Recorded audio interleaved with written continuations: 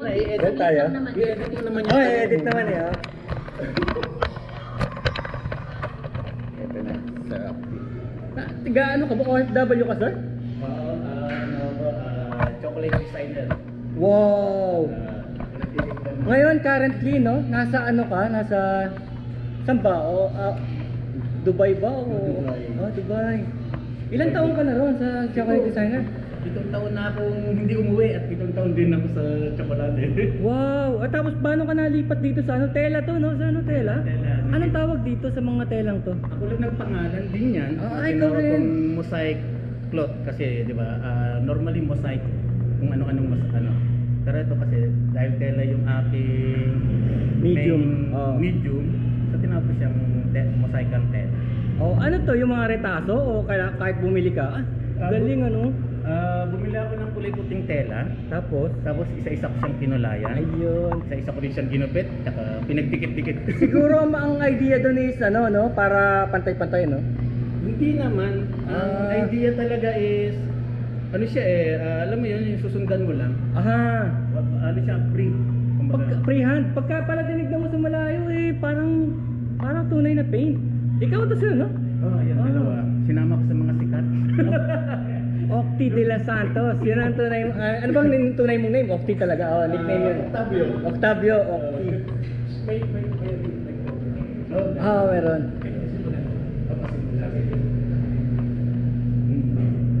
Ito si Sheikh Muhammad, ano? Kasi Kung nakita yan, siguro si Sheikh Muhammad matutuwa yun, ano? Ito si Jose Rizal. ito mas maganda to kasi mga real picture to Oo. sa ilalim ng tulay ng Tumana. Mga batang walang mga salawal naglalaro ng mga janitor piece. So kinunan mo to sa camera mo, tapos sinabol mo. Pero siguro yung kulay hindi na, no? Ikaw Hindi na. So, yung prism ng colors mo, galing, oh. Talaga nag-aaral ka rin ng tawag dito yung color combination, color pattern. Fine arts naman ako sa USD. Ayun. So kahit na, pagka-artist pala kahit anong medium, no? Pwede natin sabihin chocolate o tela. Hindi. Dapat laging malaya. Dapat talaga walang hangganan, no? Wala. Pero pagka pinahawa ka ng brush, kaya rin. Palagay mo. Ito, brush to. Yung bagong labas na watercolor, pero ang medium niya, watercolor yung application. Pero ink base. Galing mo sir, parang yung mga naunang grades, no? Ink base siya. Para pag nakita mo yung picture mo, parang mga Renaissance period yung magagaling, sina Picasso, sina... Oo. Eto ba, Mosang... Meron tayong seminar na Tela. 21. Free, may charge lang para sa pagkain. 21, ditong buwan na to. Ito. So ikaw magsiseminar. Meron tayo ng workshop. Ayan, si instructor si Sir Octavio Octi de los Santos. Okay, ito yung pangingisda pa rin to, no? Mga walang salwal yung batang yan di ba bawal i-expose sila. Oo. So ginawa ko kaysa sa picture. Kasi nagpo-photography din tayo. So tin-translate ko siya sa painting. Kompleto pala, no? Ito yung parang janitor fish, Halatang halata kasi nandito sa giliran. Mga ano yan. Oo. Ano siya. Ang galing. For sale lahat to, no? Ito ang ganda rin, no? Parang symphony ng ano. Hindi ko malaman kung kanino galing, eh. Hindi ko alam kung kay Matisse o kay...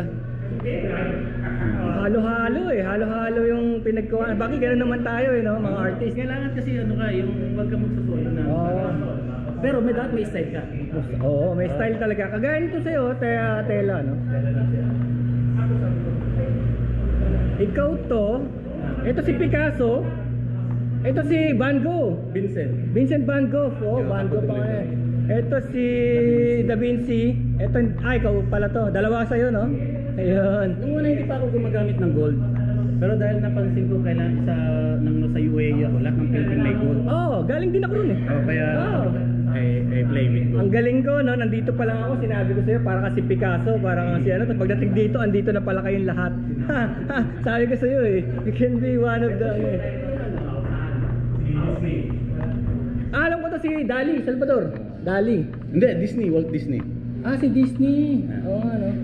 Parang si Dali kasi. Ako si Rizal.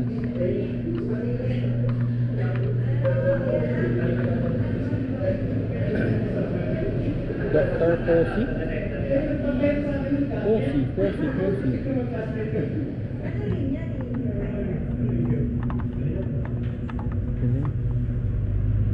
Plastic siya sa Hello po.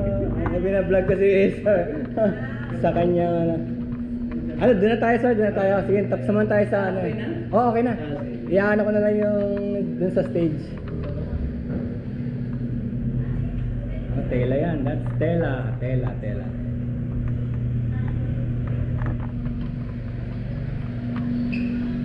Galing. So these are for sale at Neoma Galleria.